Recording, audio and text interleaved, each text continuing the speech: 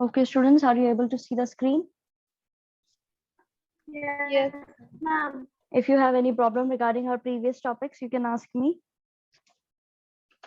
No, ma'am. No problem.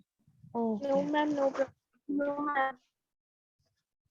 Okay. So today we are going to study Association of Southeast Asian Nations. ठीक है, इसके बारे में पढ़ेंगे.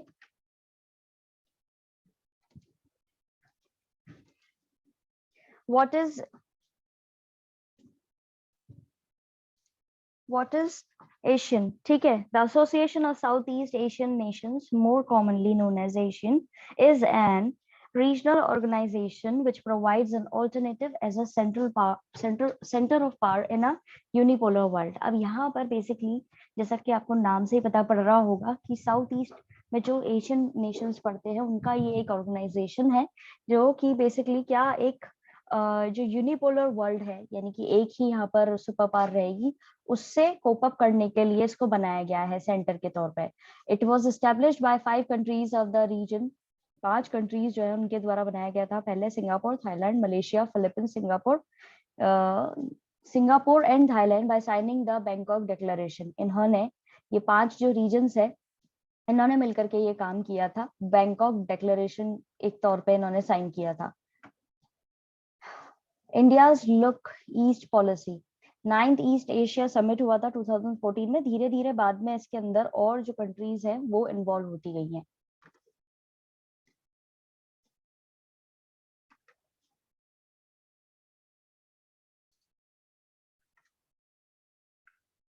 It was launched by the former PM PV Narasimha Rao in 1991. ये launch किया था सबसे पहले पीवी नरसिम्हा राव जो थे उस समय में पहले के पीएम 1991 के अंदर. The present NDA government in the centre upgraded to Act East policy at the East Asia summit in Myanmar in November 2014. अभी जो हमारी एनडीए की सरकार है, जो रूलिंग पार्टी है, रूलिंग अलायंस है, उन्होंने इस चीज को अपग्रेड करके एक्ट ईस्ट पॉलिसी जो है उसके तौर पे एस्टेब्लिश किया है और यहाँ पे इसको रिप्रेजेंट किया था नवंबर 2014 के अंदर. क्लियर है? अब इसके ऑब्जेक्टिव्स क्या हैं? Promote economic cooperation, cultural ties and develop strategic with countries in the south East Asia. अब ये बेसिकली क्यों करा है इन्होंने एस्टेब्लिश? यहाँ पे अलग अलग कंट्रीज जो है उसका हिस्सा इंडिया भी बना है. यहाँ पे ये बनाया गया था प्रमोट करने के लिए कि एक दूसरे की आर्थिक सहायता करें, कोऑपरेट करें एक दूसरे के साथ में, कल्चरल एक्सचेंज हो, कल्चर जो है डिफरेंट उनका एक्सचेंज हो और एक प्रॉपर डेवलपमेंट हो सके एक स्ट्रेटेजिक तरीके से साउथ ईस्ट एशिया का. To increase the interaction of north eastern states with other neighbouring countries. और साथ साथ दूसरी जो नॉर्थ ईस्टर्न स्टेट्स हैं उस आसपास की कंट्रीज की उनके साथ में भी उनका जो इंटरेक्शन है वो बढ़े. फिर है 3 C's, culture, connectivity, commerce to develop better relations with Asian nations. अब यहाँ पे ये जो 3 C's है, यहाँ पे कल्चर, कनेक्टिविटी और कॉमर्स दोनों तीनों ही चीजें जो है वो डेवलप हो, इनके रिलेशंस जो है बाकी एशियन कंट्रीज के साथ में बेटर हो, इसलिए भी ये बनाया गया था. Look, East policy is also a strategy to counter China. The country is a dragon in Indian Asian relations. अब ये क्या है? आपने जैसे देखा ही होगा कि चाइना जो है वो बेसिकली क्या ड्रैगन की तरह उसको बोला जाता है. ठीक है, क्योंकि इनके यहाँ का कल्चर जो है उसके अंदर ड्रैगन का बहुत ज्यादा यूज होता है उसको रिप्रेजेंट करते हुए, तो इसको ड्रैगन कंट्री के तौर पे भी जाना जाता है. तो यहाँ पर इस पॉलिसी का ये ईस्ट पॉलिसी जो है उसको इसलिए भी इंडिया ने स्टैब्लिश किया था कि ये दूसरे जो पार्टनरशिप है उनसे बना के रखे और अपने आप को सेफगार्ड कर सके चाइना से. क्योंकि चाइना जो है, जैसे कि अब यहाँ पे आप ये कार्टून देख सकते हो, तो we have made strides towards strategic partnership.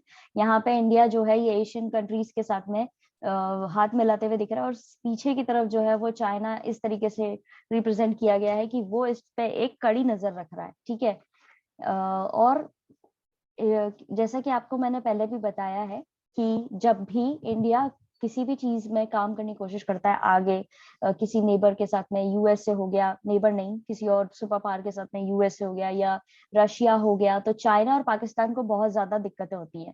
तो यहाँ पे पाकिस्तान का इन्वॉल्वमेंट तो नहीं दिखाया गया है, यहाँ पे चाइना का इन्वॉल्वमेंट दिखाया गया क्योंकि चाइना जो है वो अपने आप को सबसे ज्यादा पावरफुल स्टैब्लिश करना चाहता है.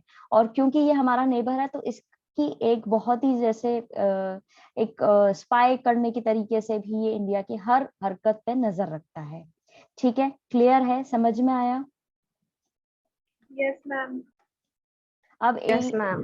इंडिया एशियन ट्रेड, अब यहाँ पे डेटा दे रखा है। India Asian trade on the rise. India Asian trade relations have been growing steadily, with Asian being India's fourth largest trading partner. Both sides have a set of target of at least 200 billion US dollars in a two-way trade by 2022 compared to US 71 billion in 2016 to 2017. यहाँ trade करने का बहुत ज्यादा इनका to side trade है, यानी कि हम भी ट्रेड करेंगे, तुम भी करोगे। ये एशियन कंट्रीज जो है उनके साथ में इंडिया ने एक तरीके से इस चीज को अग्री करा है। ठीक है, इनके रिलेशंस काफी स्ट्रांग हुए हैं। 2022 तक इनको 200 बिलियन जो है इन्वेस्ट करना है, इनका टारगेट लेकर के चल रहे हैं, जो कंपैरेटिवली 71 बिलियन ही था सिर्फ 2016 टू 17 में। यहाँ पे कंट्रीज का नाम दे रखा है और टोटल एक्सपोर्ट कितना हुआ है वो बता रखा है। अब इसके अंडर कुछ प्रोजेक्ट्स भी हैं ये इस पॉलिसी के अंदर, जिसके अंदर पहला है Kaladan multi modal transit project. It will link the Sitwe seaport in Myanmar via Kaladan River boat route and then from Paletwa on to Mizoram. Basically जो रूट है, रिवर रूट है, या अपन कह सकते हैं एक तरीके से ये पोर्ट जो है वो स्टैब्लिश करने की कोशिश कर रहे हैं म्यांमार से इंडिया की तरफ। Presidential Ramanath Kovind on December 2018 inaugurated a Rise Biopark, an advanced center for agricultural research and education to the people of Myanmar, citing the another India Myanmar friendship project. अब यहाँ पे म्यांमार से दोस्ती के लिए भी इन्होंने एक नया प्रोजेक्ट यहाँ पे शुरू करा था प्रेसिडेंट रामनाथ कोविंद ने दिसंबर 2018 के अंदर। राइस बायो पार्क उसको नाम दिया गया था। ये एक एडवांस सेंटर था। एग्रीकल्चरल एस्पेक्ट से देखा जाए और एजुकेशन एस्पेक्ट से देखा जाए, जो म्यांमार के लोग थे उनको यहाँ पे इन्होंने एक तरीके से एड प्रोवाइड कराया है। ये इंडिया और म्यांमार की दोस्ती को और इम्प्रूव करने के लिए, फ्रेंडशिप को इम्प्रूव करने के लिए स्टार्ट किया गया था। India Myanmar Thailand trilateral highway to promote tourism cultural relations through highway. अब यहाँ पे इंडिया म्यांमार और थाईलैंड तीनों की तरफ से जो है एक रोड भी इन्होंने, हाईवे जो है वो एस्टेब्लिश किया है, जिससे टूरिज्म को ज्यादा बढ़ावा मिल सके। फिर फोर्थ पॉइंट है Indian government and Brunei signed an agreement for exchange of information in respect to collecting taxes. The agreement is based on the transparency currency exchange and banking. अब यहाँ पे इंडिया की जो सरकार है और ब्रुनेई जो है उन्होंने वहां पर साइन किया एक एग्रीमेंट जिसमें वो इंफॉर्मेशन एक्सचेंज करेंगे। वो इंफॉर्मेशन होगी टैक्स अग्रीमेंट जो है उस पर कलेक्ट कैसे करना है टैक्स, उस पर बेस्ड है। साथ ही साथ यहाँ पे इस एग्रीमेंट के अंदर पूरी ट्रांसपेरेंसी रखनी है, करेंसी एक्सचेंज होगा और बैंकिंग का भी इस्तेमाल होगा। ये है हमारे बेसिकली जो प्रोजेक्ट्स हम इसमें पढ़ रहे हैं, ये बेसिकली म्यांमार से रिलेटेड है। तो जब भी आपके सवाल आएगा म्यांमार से रिलेटेड कि हमारे जो रिलेशंस है वो म्यांमार से कैसे हैं, क्योंकि आपके एक्स्ट्रा उसमें दे रखा है इंडिया के रिलेशंस के, उसमें म्यांमार का नाम भी दे रखा है, तब आपने ये सब चीजें मेंशन करनी है। क्लियर है? किसी को कोई दिक्कत? No, ma'am. No, No ma'am. problem. Okay. So let's move on to the conclusion. As this policy is ongoing process, actual benefits and loss cannot be identified. अब ये पॉलिसी जो है ये चल रही है प्रोसेस में, तो ज्यादा बेनिफिट्स और लॉस हम अभी पूरी तरह से आइडेंटिफाई नहीं कर पाए। North eastern parts of India will play a crucial role, और जो इंडिया के नॉर्थ ईस्टर्न पार्ट है वो एक इंपॉर्टेंट रोल प्ले करेंगे। The main way of trade will be of water, यानी कि जो भी व्यापार होगा वो पानी के रास्ते होगा। Exports of the country will increase, export जो है कंट्री का वो बढ़ेगा। Open up the economy towards east will bring economic political and social benefits to the country. अब यहाँ पर जो इकोनॉमी है वो आर्थिक चीजें जो है वो काफी इंप्रूव होंगी ईस्ट साइड से। ये यहाँ पे इकोनॉमिक पॉलिटिकल और सोशल बेनिफिट्स लेकर के आएंगी कंट्री के लिए। क्लियर है? Yes, ma'am. Yes, ma'am. Okay, सो हमने इसके अंदर सारी चीजें कवर अप कर ली है। नॉन अलाइनमेंट मूवमेंट पढ़ लिया, इंडिया की फॉरेन पॉलिसी पढ़ ली, सारी कंट्रीज में क्या बेनिफिट्स रहे हैं, पहले तो उनके रिलेशन किस तरीके से रहे हैं, ये सारी चीजें हमने पढ़ ली हैं।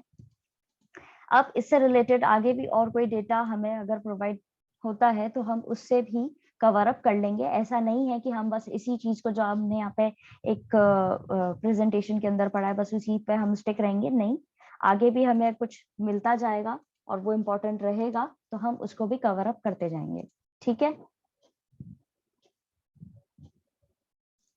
Is it clear?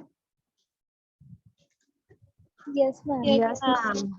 Now we have completed this chapter, India's external relation. हमने ये चैप्टर कंप्लीट कर लिया है।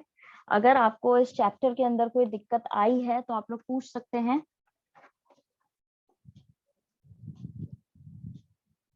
No, ma'am. No problem. No, ma'am. Okay, so moving on to the takeaway notes of this chapter, we will complete the takeaway points because we still have time. So let's start.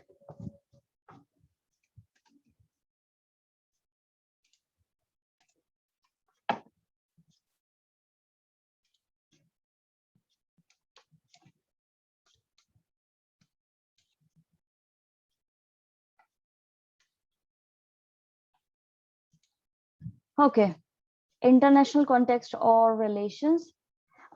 In post-independence period, India faced many challenges to make a strong foreign policy. जब India को आजादी मिल गई थी तो यहाँ पे काफी सारे challenges देखने पड़े थे कि इनको अपनी एक अच्छी strong foreign policy बनानी थी कि कोई दूसरा जो है वो हमारे यहाँ पर इंटरफेयर नहीं करे और हमारी sovereignty जो है वो भी properly managed रहे, ठीक है? और हम पूरे नेशन के अंदर मेंटेन कर सके पीस। बेसिक एम जो था वो यही था। India shaped its foreign relations with an aim to respect the sovereignty of all other nations and to achieve security through the maintenance of peace. सबके जो sovereignty है उसका respect करें, सबका स्वराज्य जो है उसका respect करें, सारे ही nations का, और हमारी जो देश है वो secure भी रहे और हम maintain कर सके peace. In post Second World War period, world politics led to the division of countries of the world into two clear camps, one under the United States and the other under the Soviet union. जैसे कि हमने पढ़ा है chapter के अंदर भी कि यहाँ पे बेसिकली जब वर्ल्ड वॉर सेकंड चल रहा था उसके बाद का जो पीरियड था तब दो कैंप्स बन चुके थे, दो सुपर पावर्स की तरह निकल के आए थे, एक तो यूनाइटेड स्टेट्स और दूसरा था यूएसएसआर। तो उस दौरान किस तरह से हमने हमारे रिलेशंस मेंटेन करे और हमारी फॉरेन पॉलिसी जो थी उसको कैसे मेंटेन करा वो हमने इसमें देखा है, ठीक है? The policy of non-alignment, the Cold War era marked the political and economic and military confrontation at the global level between the two blocs led by the superpowers, the US and the USSR. Cold War era जो था उसके अंदर कई political, economic और military confrontations हुए थे, global level पे हुए थे, international level पे हुए थे, दोनों ही जो super powers थी USA और USSR उनके बीच में। Along with this, in other prevailing world politics, Indian leadership was in the direction to pursue its national interest with this international context. अब इसके साथ में ही वर्ल्ड पॉलिटिक्स जो थी उसमें इंडिया अपने आप को लीड कर रहा था, अलग डायरेक्शन में लीड कर रहा था कि वो किसी भी एक पर्टिकुलर कैंप को ज्वाइन नहीं करेगा और वो अपने आप को इन चीजों से बिल्कुल अलग रखेगा। Nehru's role, Nehru exercised foreign policy from 1946 to 64। Nehru ने बहुत इंपॉर्टेंट रोल प्ले किया है फॉरेन पॉलिसी को बनाने में। 46 से 64 के बीच में तीन मेजर ऑब्जेक्टिव्स थे नेहरू की फॉरेन पॉलिसी के, कि एक तो ये हमारी हार्ड अर्न सोवरेनिटी जो है उसको प्रिजर्व करके रखना है, जो हमें स्वराज मिला है इतनी मुश्किलों से उसको प्रिजर्व करके रखना है, हमें अपनी टेरिटोरियल इंटीग्रिटी को मेंटेन करना है और हमें प्रमोट करना है एकदम से रैपिड इकोनॉमिक डेवलपमेंट, हमें अपने यहाँ पे डेवलपमेंट को भी लेकर के आना है। तो तीन चीजें जो है वो मेन यहाँ पे मेंशन की गई थी। अगर आपसे क्वेश्चन में पूछा जाता है कि ये तीन पॉइंट्स कौन से थे फॉरेन पॉलिसी के अकॉर्डिंग टू नेहरू, तो आपने ये तीनों ही मेंशन करनी है। यहाँ पे जो ये टर्म्स दे रखी है, hard earn sovereignty, protect territorial integrity and promote rapid economic development, ये ही एज इट इज आपने मेंशन करने हैं पहले तो, ठीक है? Despite the fact that many leaders from India wanted India to follow a pro-US foreign policy, Nehru wished to achieve his objectives of foreign policy through the strategy of non-alignment. Nehru के अलावा जितने भी लीडर्स थे वो चाह रहे थे कि भाई यूएस की जो फॉरेन पॉलिसी है उसको फॉलो करते हुए हमारे देश की फॉरेन पॉलिसी को मेंटेन करना चाहिए, लेकिन नेहरू जो थे वो इस चीज में पूरी तरह डिटरमाइंड थे कि नहीं, ऐसा नहीं होना चाहिए, हमें नॉन अलाइनमेंट वाली जो स्ट्रेटेजी है उसको ही फॉलो अप करते हुए चलना है आगे। अभी तक इन तीनों ही पॉइंट्स में अगर कोई दिक्कत आई है तो आप लोग पूछ सकते हैं।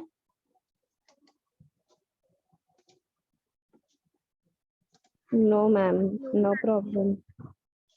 Okay, distance from the two camps, दोनों ही कैंप से हमें दूर रहना है। कौन से दो कैंप्स की बात हो रही है यहाँ पे?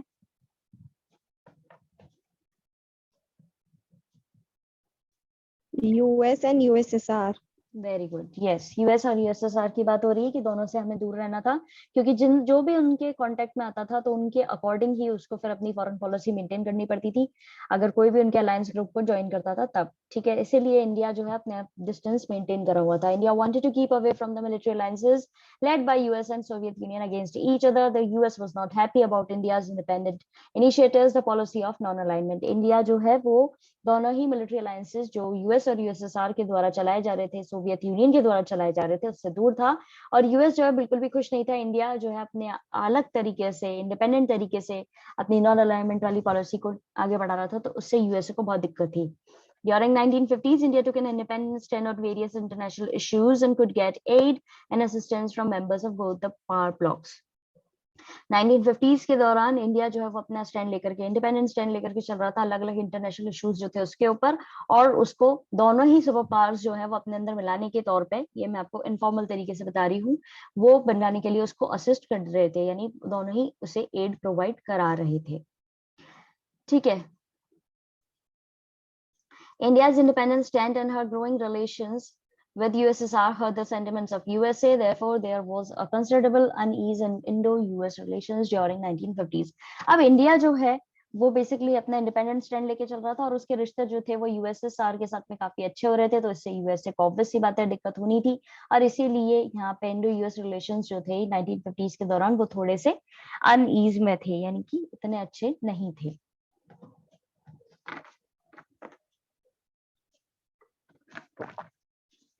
फिर है एफ्रो एशियन यूनिटी। अब जितने भी कॉलोनियलाइजेशन से बाहर आ रही थी कंट्रीज, उसको इंडिया काफी अच्छे तरीके से सपोर्ट करता था। तो Nehru era mark the establishment of contacts between India and other newly independent states in Asia and Africa. अब नेहरू का जो समय था उसमें उन्होंने काफी अच्छे कॉन्टैक्ट्स बिठाए थे एशिया और अफ्रीका की जो नई इंडिपेंडेंट स्टेट्स थी उनके साथ में। Under the leadership of Nehru, India convene the Asian Relations Conference in March 1947।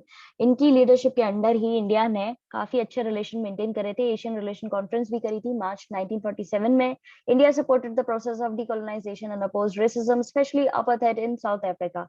India support कर रहा था डीकोलोनाइजेशन वाले प्रोसेस को और रेसिज्म के खिलाफ था, स्पेशली जो अपार्थाइड वाली पॉलिसी चलती थी साउथ अफ्रीका में उसके पूरी तरह से अगेंस्ट में था।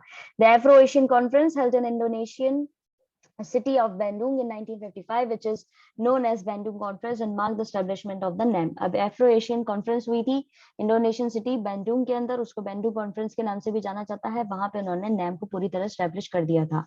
The first summit of NAM was held in Belgrade in September 1961। पहला जो समिट हुआ था नैम का, नॉन अलाइंड मूवमेंट का, वो हुआ था बेलग्रेड के अंदर सितंबर 1961। यहाँ पे जो इतनी भी डेट्स दे रखी है, बैंडुंग कॉन्फ्रेंस कहाँ हुई थी, कौन से साल में हुई थी, और पहला समिट जो है वो कहाँ पे हुआ था, कौन सी जगह पे हुआ था, ये सब आपको याद होना चाहिए।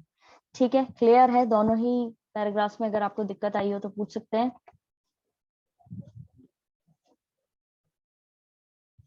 No, ma'am. No problem. Okay, peace and conflict with China. China के साथ में पीस भी रहा है और कॉन्फ्लिक्ट भी हुआ है। इंडिपेंडेंट इंडिया जो है उसके रिलेशन काफी अच्छे बढ़ रहे थे चाइना के साथ। Started on a friendly note, as India was one of the first country to recognize the communist government. India पहली कंट्री थी जिसने कम्युनिस्ट गवर्नमेंट को पहचाना था, एक रिकॉग्नाइज किया था। Some of Nehru's colleagues like Vallabhbhai Patel were worried about the possible Chinese aggression in future, but Nehru thought it was exceedingly unlikely that India will face an attack from China. अब क्या हुआ था, कुछ नेहरू के जो colleagues थे, example के तौर पे दिया वल्लभ भाई पटेल, इनका नाम आपने मेंशन करना है। ये इन्होंने इनको एक तरीके से अलर्ट किया था कि हो सकता है इन फ्यूचर चाइना जो है हम पे अटैक कर दे, तो be prepare for that also. Panchil, the five principles of peaceful coexistence agreement signed between the Indian Prime Minister Nehru and the Chinese Premier Zhou Enlai on 29 April 1954 was a step in the direction of stronger relationship between the two. अब India और China के बीच में एक Panchsheel agreement sign किया गया था कि peaceful coexistence होगा। वो अपने आप में अग्रीमेंट जो साइन किया गया था, नेहरू जो यहाँ के प्राइम मिनिस्टर थे और वहां के जो प्रीमियर थे ज़ोउ एनलाई, डेट याद रखिएगा 29 अप्रैल 1954। ये अपने आप में एक बहुत अच्छा कदम था दोनों ही देशों के बीच में अच्छा रिलेशंस मेंटेन करने के लिए। लेकिन फिर जब टिबेट वाली चीज हुई तो यहाँ पे कॉन्फ्लिक्ट हुआ। Tibet, a plateau of central Asian region, is one of the major issues that historically caused tension between India and China. ये एक सेंट्रल एशियन रीजन का प्लेट्यू है, ठीक है। ये मेजर कारण रहा है यहाँ पे जो इंडिया और चाइना के बीच में टेंशन रही है उसका। After the Panchsheel agreement of 1954 India considered in China's claim over Tibet. Panchsheel agreement sign करने के बाद में चाइना जो है वो क्लेम करता है कि तिब्बत पे उसका हक है। 1959 the Tibetan spiritual leader Dalai Lama was given asylum refugee by India, which worsened the relations between both the countries. 1959 के अंदर दलाई लामा वहाँ के जो स्पिरिचुअल लीडर हैं, he asked for the asylum as in refugee from India, और उनको India ने अपनी शरण में लिया, अपना रेफ्यूजी, और उनके साथ में कई सारे लोग आए थे, उनको रेफ्यूजी दिया। इससे दोनों ही कंट्रीज के बीच में रिलेशन खराब हो गए। ओके, आज हम इतना ही करेंगे। We are running out of time, so that's it for today. We'll continue the take away notes in tomorrow's class, and if still you find any problem regarding this chapter, you can ask me in tomorrow's class. Okay, Thank you, ma'am. Okay, ma'am. Thank you.